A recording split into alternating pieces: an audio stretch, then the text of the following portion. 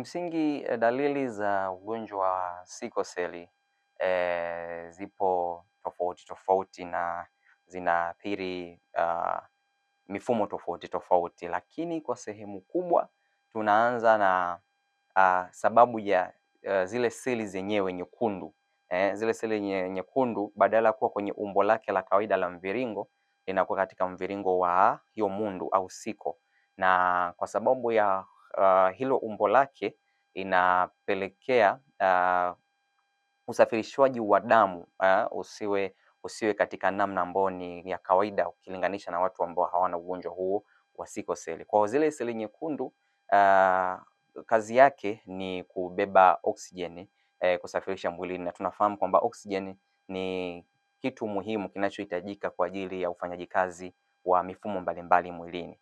Kwa hiyo kama hii seli nyekundu imebadilika muundo wake, imeingia katika muundo wa mundu au sickle cell wa sickle, uwezo wake kwanza kubeba hiyo oksijeni unapungua, lakini pia kitu kingine uwezo wake wa kukaa kwenye damu. Kwa kawaida seli nyekundu hukaa kwa takribani siku 120 mpaka kufa kwake au kuvunjika kwenda katika kuchakatwa na kupata seli nyekundu nyingine. Lakini hizi sickle cell au hizi seli mundu hukaa kwa muda mfupi sana, takriban siku 10 mpaka siku 20. Kwa hiyo utakuta mtu mwenye ugonjwa wa sickle cell atakuwa anapata madhara yatokanayo na hiyo mifumo.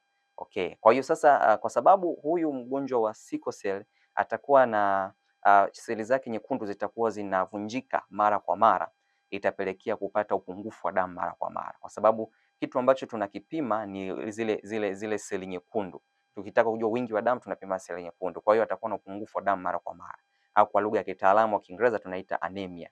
Kwa hiyo atakuwa na upungufu wa damu mara kwa mara, lakini kwa sababu upungufu wa damu mara kwa mara na kutokuweza kubeba oxygen, atakuwa anachoka mara kwa mara, kwa sababu mwili utakuwa unahitaji oxygen, lakini zile seli mundu haziwezi kubeba oxygen ipasavyo. Lakini pia atakuwa na kubadilika kwa macho na baadhi ya maeneo mwilini kuwa na njano au tunaita manjano, tunaita jaundice kwa lugha ya Kiingereza, kwa sababu zile seli mundu zikivunjwa zinatengeneza kitu kinachoitwa bilirubin, ambayo ndio huonekana kama manjano kwenye macho na maeneo mengine.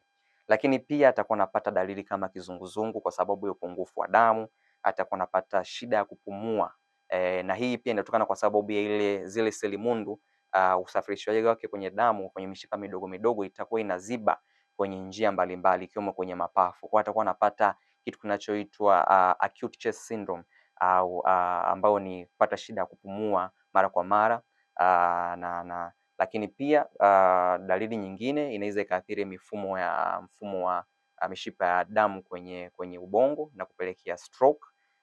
Lakini pia anaweza akapata shida kwenye mifupa na misuli, akapata maumivu ya mara kwa mara kwenye joint kwa sababu ya hiyo ya shape au muundo wa zile seli kuwa katika muundo wa mundu, inasababisha kushindwa kusafirishwa vizuri na kupelekea changamoto kama hizo. Kwa hiyo dalili zipo nyingi na athiri mifumo mbalimbali, lakini kwa haraka haraka hizo ni dalili ambazo zinaonekana.